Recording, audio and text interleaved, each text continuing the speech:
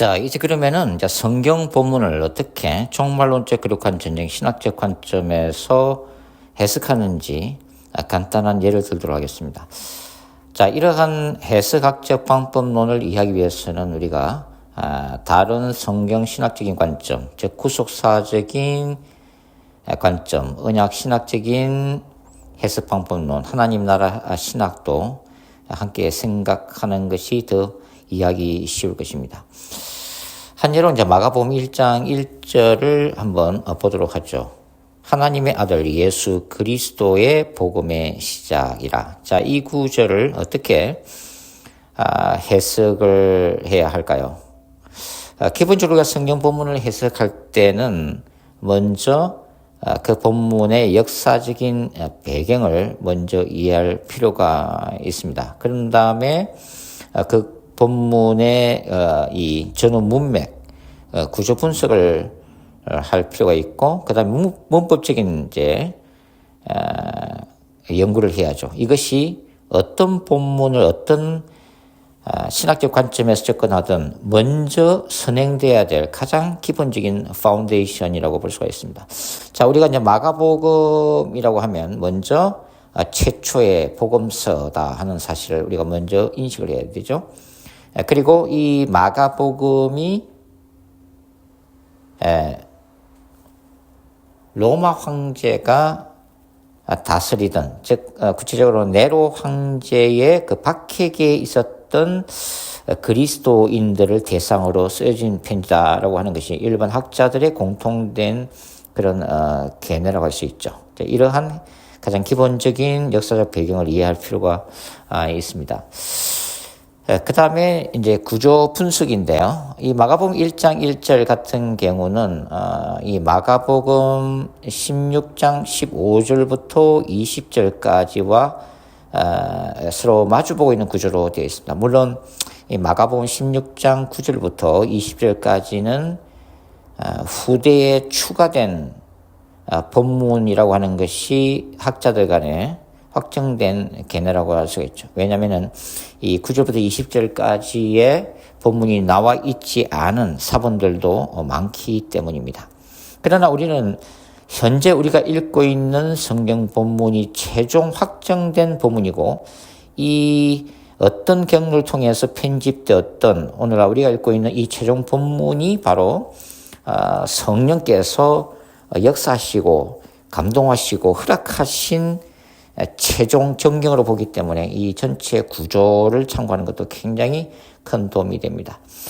자, 그 다음에 이제 우리가 문법적인 분석을 해야겠죠. 여기에 보시면 복음의 시작을 했을 때 헬라 아르케라고 하는 단어가 등장되고 있는데, 단순한 시작이 아니라 어떤 창조적인 시작을 의미하죠. 그래서 우리가 이것을 생각하면 바로 창세기 1장 1절 태초에 하나님이 천지를 창조하시니라고 하는 태초와 서로 연결할 수 있다는 것을 알게 됩니다. 그래서 창세기 1장 1절은 눈에 보이는 물질 세계가 창조되었던 태초라면 이 복음의 시작은 예수 그리스도를 통해서 새로운 창조의 역사가 복음을 통해서 시작되었다 하는 것을 우리가 알 수가 있는 거죠. 그리고 여기 나오는 이 복음이라고 하는 단어, 당시에 그 로마 제국을 배경으로 하고 있기 때문에 이 복음이라고 하는 에반겔리온이라는 단어가 로마 황제가 왕으로 즉위하거나 또 로마 군대가 전쟁에 승리했을 때 쓰는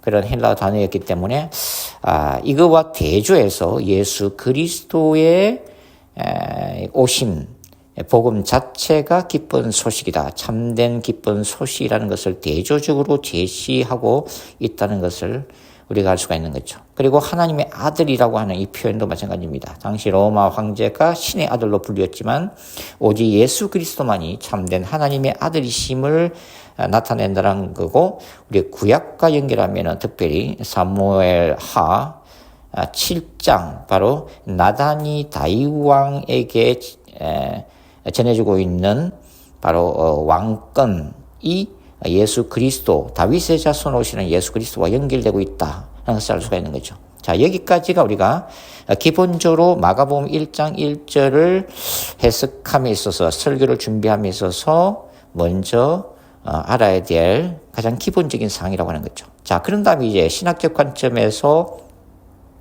본문을 어떤 강조점으로 이제 설교하는가는 바로 설교자의 신학에 달려있다고 하는 것입니다. 자, 먼저 구속사적 관점에서 이 본문을 해석하는 목사님들 어떻게 이 1장 1절을 강조하게 될까요? 핵심은 뭐냐면 예수 그리스도야말로 하나님의 구속사, 즉 계획의 클라이막스자 성취를 하신 분이다. 이렇게 이제 강조가 되어지겠죠. 구속사 신학적인 관점에서 그렇게 이제 볼 수 있다고 그러는 거죠. 그래서 이런 구속사 신학적 관점에서 보면 마가복음 1장 1절은 예수님의 생애의 단순한 시작을 말하는 것이 아니라 창세기부터 시작된 하나님의 구속 역사가 이 그리스도에 이르러서 결정적인 전환을 맞이하게 되었음을 선포하고 있는 거죠. 아르키라고 하는 이 단어, 창세기 1장 1절과 연결되면서 예수 그리스도 안에서 새 창조의 질서가 시작되었음을 의미하고 있다고 하는 거죠. 그래서 하나님은 창조, 타락, 구속, 완성이라고 하는 이런 드라마의 틀을 통해서 인류를 회복하시고, 마가복음은 그중 구속의 결정적 순간, 즉 메시아적 개입이 시작된 시점을 복음으로 설명하고 있다고 하는 거죠. 그래서 구속사적 관점에서 볼 때 예수님의 공생애나 십자가 부활은 모두 구속사의 중심 사건이고 그 시작이 마가복음 1장 1절에서 선언되고 있다, 이렇게 보는 거죠. 대표적인 학자는 게하르트, 포스 이런 학자를 볼 수가 있습니다. 이 구속사를 이해함에 있어서 이 포스는 이 구속사라고 하는 것은 하나님의 시간 속에서 점진적으로 전개되는 통일된 역사다, 이렇게 보고 있습니다. 그래서 하나님은 역사 안에서 자신을 계시하시는 분이며 구속사는 예수 그리스도 안에서 성취된다, 이렇게 이제 말하고 있는 거죠.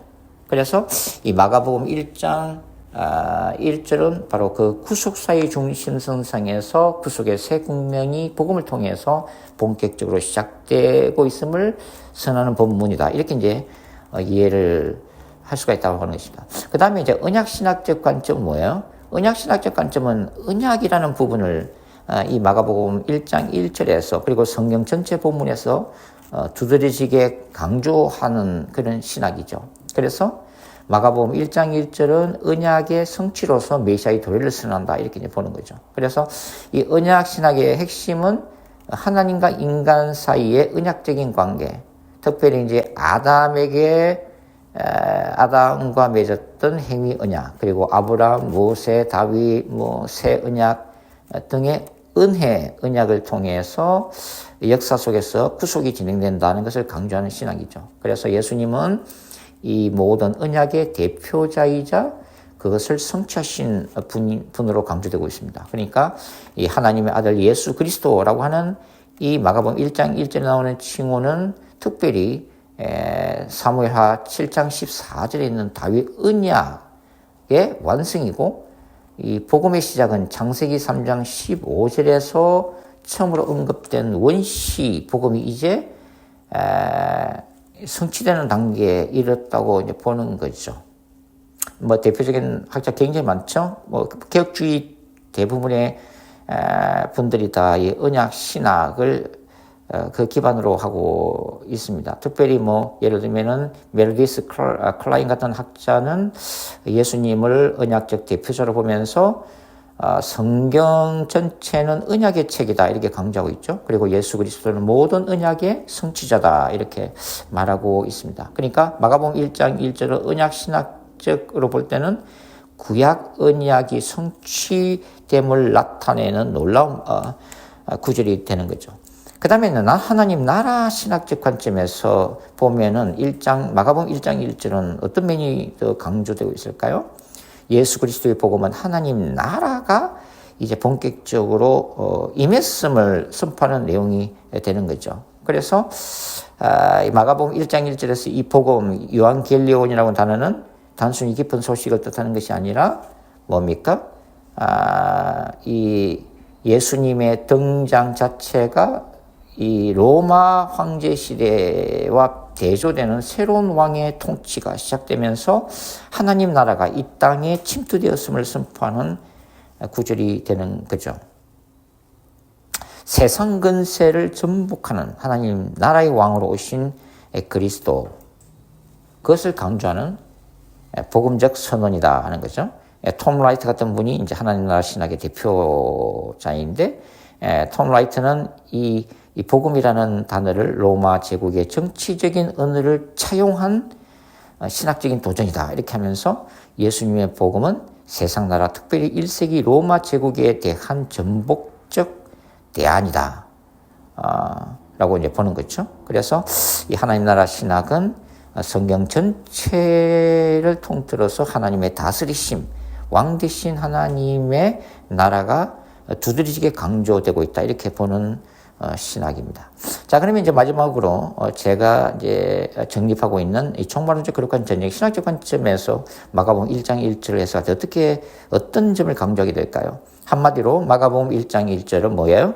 사탄의 나라에 대한 하나님의 거룩한 전쟁의 선언이다라고 봅니다.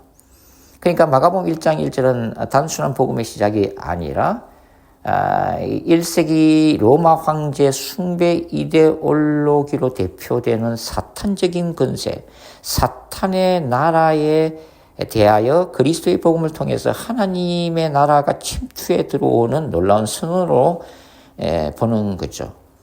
그래서 이 종말론적 거룩한 전쟁 신학적 관점에서 보면 마가복음 1장 1절은 창세기 3장 15절에 예언된 여자의 후손과 뱀의 후손과의 전쟁, 즉 거룩한 전쟁이 이제 종말론적으로 신약 시대에 이제 본격적으로 이제 그리스도의 복음을 통해서 전개가 되는 거죠. 그것은 실제적인 역사의 무대에서 시작됨을 선포하는 구절이 마가복음 1장 1절이라고 하는 것이죠. 그러니까 예수 그리스도는 종말론적 거룩한 전쟁 신학적 관점에서 보면은 God at war, 전쟁하시는 하나님의 대리자, 즉 종말론적 메시아이며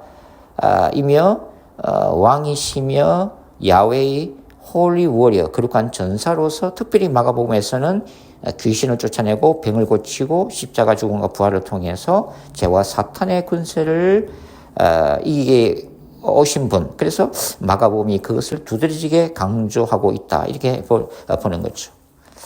자, 이렇게 마가복음 1장 1절을 각 신학의 관점에서 우리가 어떻게 해석하는가, 그 간단한 이그젬플을 여러분에게 말씀을 드렸습니다. 감사합니다.